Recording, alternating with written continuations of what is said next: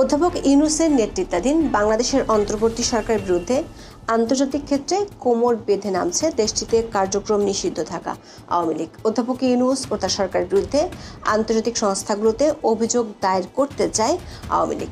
সে লক্ষ্যে এরই মধ্যে সংগঠনটি একাধিক ল ফার্ম বা আইনি সহায়তা প্রতিষ্ঠান এবং লবিস্ট ফার্ম নিয়োগ করেছে। একাধিক সূত্রে জানা গেছে এই ফার্মগুলো আওয়ামী লীগের হয়ে 3টি ধাপে কাজ করবে। প্রথম ধাপে কমপক্ষে 4টি আন্তর্জাতিক সংস্থার কাছে প্রমাণসহ উদ্যোগ নিতে আবেদন করবে।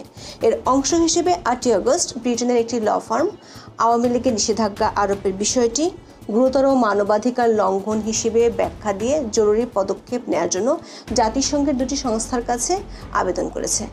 দ্বিতীয় ধাপে আওয়ামী লীগের কার্যক্রম নিষিদ্ধ করা এবং দলটির নেতাকর্মীদের নির্যাতনের তথ্য সরবরাহ করে 3টি আন্তর্জাতিক মানবাধিকার সংগঠনের কাছে উদ্যোগ গ্রহণের জন্য আবেদন করা হবে। সবশেষ ধাপে গোপালগঞ্জের ঘটনাসহ বেশ কয়েকটি ঘটনায় মানবাধিকার লঙ্ঘনের ঘটনা প্রমাণ আন্তর্জাতিক মানবাধিকার সংস্থাগুলোর কাছে তুলে ধরে তাদের মাধ্যমে ইন্টারন্যাশনাল ক্রিমিনাল কোর্ট বা আইসিসির প্রসিকিউটরের কাছে অভিযোগ জমা দেওয়ার জন্য কাজ করছে।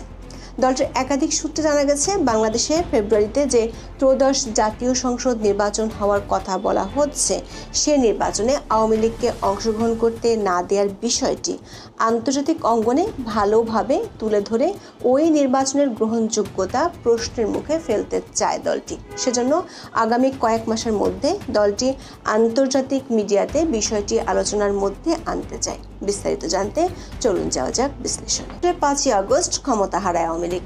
বাংলাদেশের সাবেক প্রধানমন্ত্রী ও দলটির সভানেত্রী শেখ হাসিনা চলে যান ভারতের দিল্লিতে। দলটির অনেক সিনিয়র নেতা ও বিদেশে আছেন।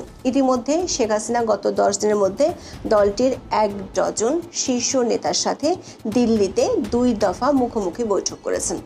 গণমাধ্যমে প্রকাশিত খবর অনুযায়ী বৈঠকগুলোতে বাংলাদেশে দলটির তৃণমূলকে চাঙ্গা করার জন্য কিছু কর্মসূচি হাতে নেওয়ার কৌশল ঠিক করা হয়েছে। পাশাপাশি আন্তর্জাতিকভাবে অধ্যাপক ইউনূসের নেতৃত্বাধীন অন্তর্বর্তী সরকারের বিরুদ্ধে অভিযোগ দায়েরের সিদ্ধান্ত হয়েছে। দলটির একাধিক সূত্র বলছে, মোটা দাগে 2টি ইস্যু নিয়ে অভিযোগ তোলা হবে। একটি হলো অগণতান্ত্রিক উপায়ে নির্বাহী আদেশে দলটির কার্যক্রম নিষিদ্ধ করা। দ্বিতীয়টি হলো গত বছরের 5ই আগস্ট থেকে দলটির বাংলাদেশে থাকা নেতাকর্মী এবং সংখ্যালঘুদের উপর নির্যাতন। গত 12ই মে বাংলাদেশের অন্তর্বর্তী সরকার নির্বাহী আদেশে আওয়ামী লীগের কার্যক্রম নিষিদ্ধ করেছে। সরকার পক্ষ থেকে বলা হয়েছে, আওয়ামী লীগের নেতাদের বিরুদ্ধে বাংলাদেশের আইসিটি বা আন্তর্জাতিক অপরাধ ট্রাইব্যুনালে যে মানবতা বিরোধী অপরাধের অভিযোগগুলো দায়ের করা হয়েছে, সেগুলোর বিচার শেষ না হওয়া পর্যন্ত দলটির কার্যক্রমের উপর নিষেধাজ্ঞা বহাল থাকবে। এদিকে বাংলাদেশের অন্তর্বর্তী সরকারের প্রধান উপদেষ্টা অধ্যাপক ইউনূস ফেব্রুয়ারিতে নির্বাচন অনুষ্ঠানের ঘোষণা দিয়েছেন। আওয়ামী লীগের নেতারা মনে করেন, একটি রাজনৈতিক দলকে নির্বাহী আদেশের মাধ্যমে তার কার্যক্রম নিষিদ্ধ করে নির্বাচনে অংশ নিতে না দেয়া গুরুতর মানবাধিকার লঙ্ঘন। এই বিষয়টি তারা আন্তর্জাতিক সংস্থাগুলোর নজরে এনে এর জন্য ব্যবস্থা নেওয়ার আহ্বান জানাবে। এজন্য দলটির পক্ষ থেকে বেশ কিছু ল ফার্ম বা আইনি সহায়ক সংস্থা এবং আন্তর্জাতিক লবিস্ট ফার্মের সাথে বৈঠক হয়েছে। এসব ফার্মের মাধ্যমে জাতিসংঘ সহ আন্তর্জাতিক বেশ কয়েকটি সংস্থার কাছে দমন পীড়নের চিত্র এবং আওয়ামী লীগকে নিষিদ্ধ করার ইস্যুটি তুলে ধরতে চায়।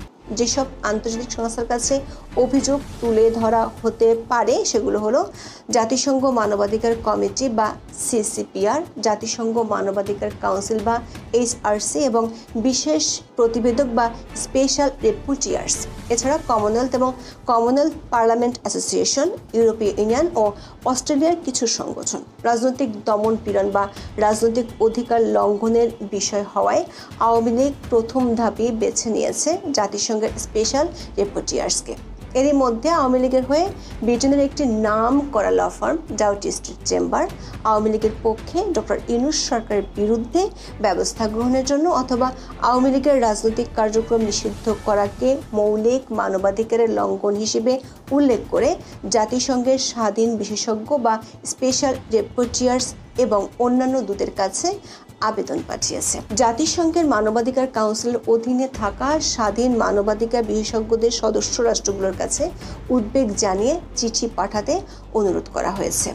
ব্রিটিশ এই ল ফার্মটির একজন বিশেষজ্ঞ বলছেন, OHCHR এর সাম্প্রতিক প্রতিবেদন, যেখানে আওয়ামী লীগকে নিষিদ্ধ না করার সুপারিশ করা হয়েছে, তা আওয়ামী লীগের জন্য একটি শক্তিশালী আন্তর্জাতিক সমর্থন হিসেবে কাজ করতে পারে।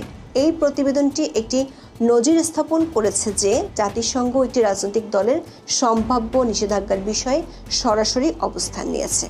আওয়ামী লীগ তাদের অধিকার লঙ্ঘনের বিষয়ে আন্তর্জাতিক জনমত গঠনে এবং কূটনৈতিক চাপ বাড়াতে এই প্রতিবেদনকে ব্যবহার করতে পারে, যা নিষেধাজ্ঞার সিদ্ধান্ত পুনর্বিবেচনায় সহায়ক হতে পারে। ডাউটি স্ট্রিট চেম্বার তাদের ওয়েবসাইটে 8ই আগস্ট এমন তথ্য শেয়ার করেছে। ডাউটি স্ট্রিট চেম্বার একটি ব্রিটেন ভিত্তিক আইনি সহায়তা প্রতিষ্ঠান, যা ফৌজদারি বিচার, পাবলিক আইন, অভিবাসন, কর্মসংস্থান, মানবাধিকার এবং নাগরিক স্বাধীনতার বিষয়ে কাজ করে।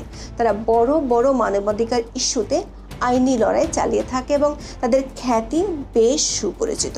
ব্রিটিশ এই চেম্বারের অন্যতম প্রভাবশালী 2 সদস্য স্টিফেন পাউলস কেসি এবং অ্যালেক্স প্রিন্সলি এই আবেদনপত্র পাঠিয়েছেন। স্টিফেন পাউলস কেসি আন্তর্জাতিক অপরাধ এবং আন্তর্জাতিক মানবাধিকার বিষয়ে বিশ্বজোড়া খ্যাতি সম্পন্ন একজন আইনজীবী, আর অ্যালেক্স প্রিন্সলি আন্তর্জাতিক মানবাধিকার, সমুদ্র আইন, ইন্টারপোল এবং প্রত্যর্পণ বিষয় বিশেষজ্ঞ।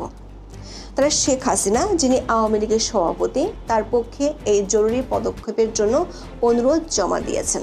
এই আবেদনে বলা হয়েছে যে অন্তর্বর্তীকালীন সরকার গত মে মাসে আওয়ামী লীগকে নির্বাচনে অংশগ্রহণে নিষিদ্ধ করেছে এবং বাংলাদেশ আন্তর্জাতিক অপরাধ ট্রাইব্যুনালে আওয়ামী লীগের নেতাদের বিরুদ্ধে মামলা নিষ্পত্তি না হওয়া পর্যন্ত এর সকল কার্যক্রম নিষিদ্ধ করেছে।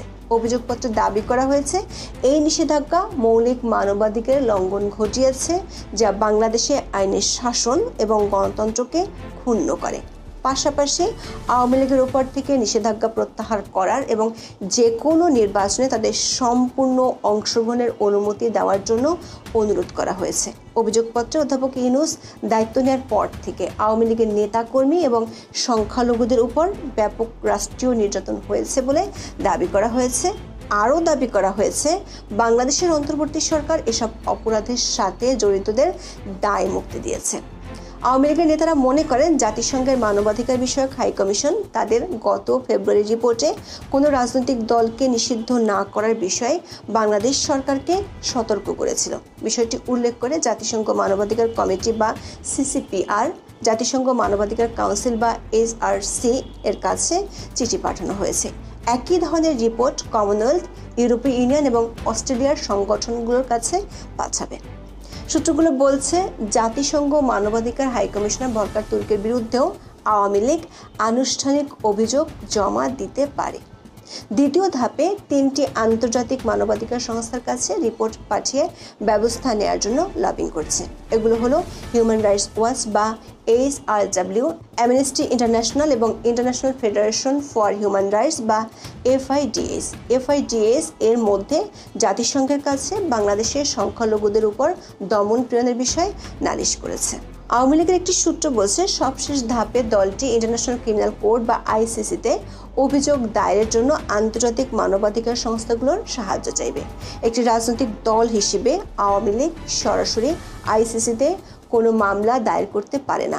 ICC ব্যক্তিদের বিরুদ্ধে অভিযোগ নেয়, রাষ্ট্র বা সংগঠনের বিরুদ্ধে নয়। তবে যদি অন্তর্বর্তীকালীন সরকার কর্তৃক আওয়ামী লীগকে নিষিদ্ধ করা এবং এর নেতাকর্মীদের উপর দমন-পীড়ন মানবতা বিরোধী অপরাধের পর্যায়ে পড়ে বলে প্রমাণ করতে পারে, তাহলে ভুক্তভোগী ব্যক্তিরা বা তাদের পক্ষে মানবাধিকার সংস্থাগুলো ICC প্রসিকিউটরের কাছে তথ্য বা অভিযোগ জমা দিতে পারে। প্রসিকিউটর সেই তথ্যের ভিত্তিতে একটি প্রাথমিক পরীক্ষা বা প্রিলিমিনারি এক্সামিনেশন শুরু করতে পারেন এবং যদি পর্যাপ্ত প্রমাণ পাওয়া যায় তাহলে তদন্ত শুরু করতে পারেন। এক্ষেত্রে আওয়ামী লীগ গত বছরের জুলাই থেকে পুলিশ হত্যা ও সংখ্যালঘুদের উপর নির্যাতনের বিষয়টি তুলে ধরতে চায়।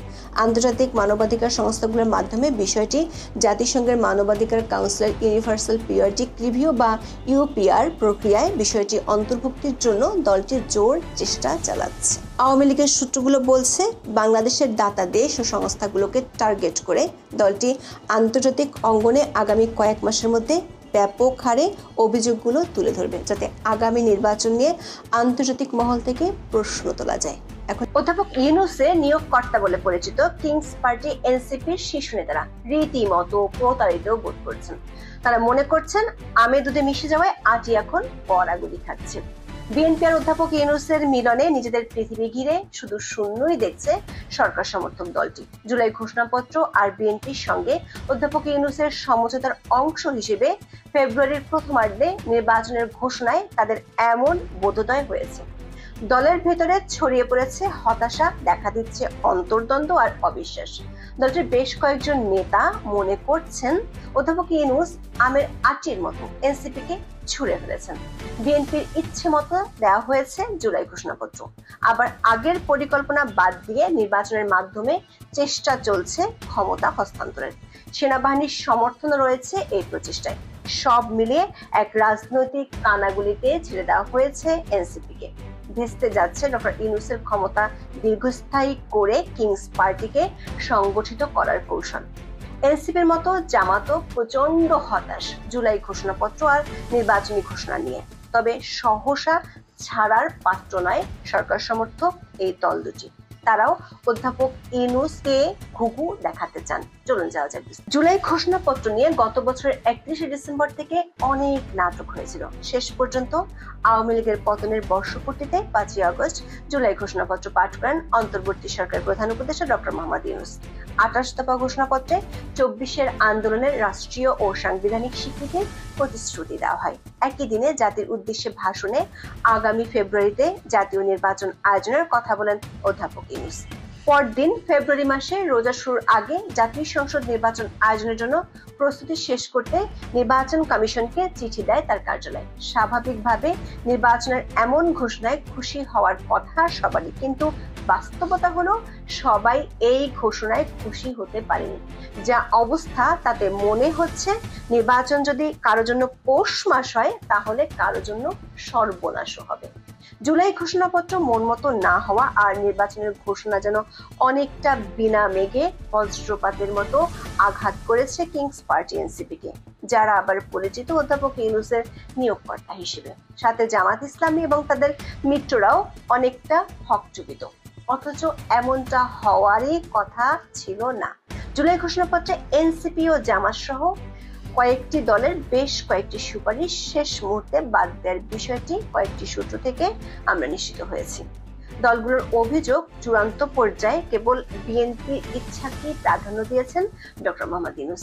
এমনকি বিএনপির দাবি মেনে তাড়াহুড়ো করে 5ই আগস্ট রাতে জাতীয় নির্বাচনের স্পষ্ট রোডম্যাপ ঘোষণা করেন প্রধান উপদেষ্টা। এর মধ্য দিয়ে বিএনপির উপর তার আকস্মিক একক নির্ভরতা স্পষ্ট হয়ে উঠেছে। বিষয়টিকে এক ধরনের প্রতারণা হিসেবে দেখছে সরকারের মিত্র দলগুলো, যারা এতদিন অধ্যাপক ইউনূসকে নিঃশর্ত সমর্থন দিয়ে এসেছিলেন। বিশেষ করে এনসিপির বড় একটি অংশ মনে করছে তাদের প্রয়োজন ফুরিয়ে গেছে ডক্টর ইউনূসের কাছে।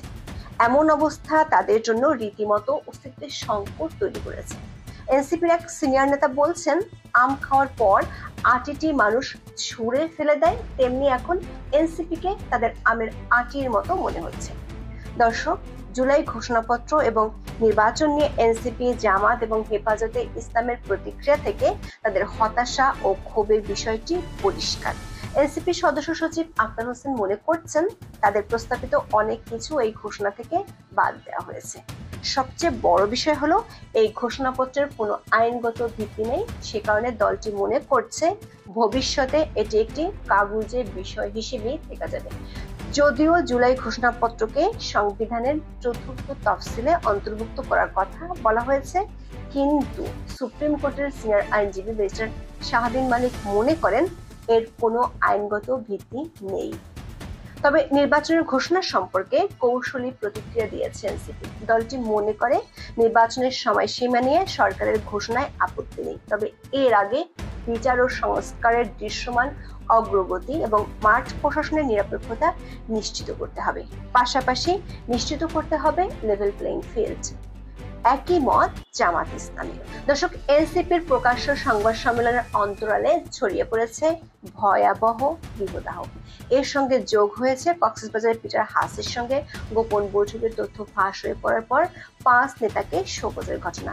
বিভিন্ন সূত্র থেকে আমরা নিশ্চিত হয়েছি হাসনাত সার্জিস সহ 5 নেতার কক্সবাজার মিশন সম্পর্কে দলের শীর্ষ নেতাদের সবাই জানতেন। তাদের সম্মতিতে জরুরি ভিত্তিতে সংক্ষিপ্ত সফরটিতে যান এনসিপির প্রতিনিধিরা। কথা ছিল বিকেলের মধ্যে আবার ঢাকায় ফিরে আসবেন। তবে ঘটনাটি ফাঁস হয়ে যাওয়ায় সবকিছু এলোমেলো হয়ে যায়। বিষয়টিকে সামাল দিতে নেতারা ঢাকায় না ফিরে হোটেল বদলে কক্সবাজারে অবস্থান করেন। তবে এনসিপির পক্ষ থেকে এই শোকজ করার ঘটনা তাদের হতভম্ব করেছে। এই ঘটনায় দলের মধ্যে তৈরি হয়েছে নানামুখী সন্দেহ আর অবিশ্বাস। একটি পক্ষ মনে করছে গা বাঁচাতে শীর্ষ পর্যায়ের সিদ্ধান্তে এই শোকজ করা হয়েছে। এর সঙ্গে সরকার ও গোয়েন্দা সংস্থাগুলোর যোগসূত্র থাকার আশঙ্কাও করছে তারা। এই অবিশ্বাস ও সন্দেহের প্রকাশ ঘটতে দেখা গেছে কক্সবাজারে যাওয়া 2 নেতার জবাবে। এমনকি জুলাই ঘোষণাপত্র নিয়ে তীব্র ক্ষোভও এসেছে শোকজের জবাবে। এনসিপির অন্যতম মুখ্য সংগঠক হাসনাত আব্দুল্লাহ শোকজ নোটিশের জবাবে লিখেছেন, ঘোষণাপত্র পাঠের অনুষ্ঠানে তিনি অংশ না নেওয়ার সিদ্ধান্ত আগেই নিয়েছিলেন। এর অর্থ হলো ঘোষণাপত্রে কি থাকছে সেটি আগেই জানা ছিল এনসিপি নেতাদের। তবে সেখানে নিজেদের পরিকল্পনার প্রতিফলন না থাকায় ক্ষুব্ধ হন হাসনাত। তিনি দাবি করেন ঘোষণাপত্রের খসড়ায় এমন কিছু বক্তব্য রয়েছে যা আন্দোলনের মূল চেতনার সঙ্গে সাংঘর্ষিক।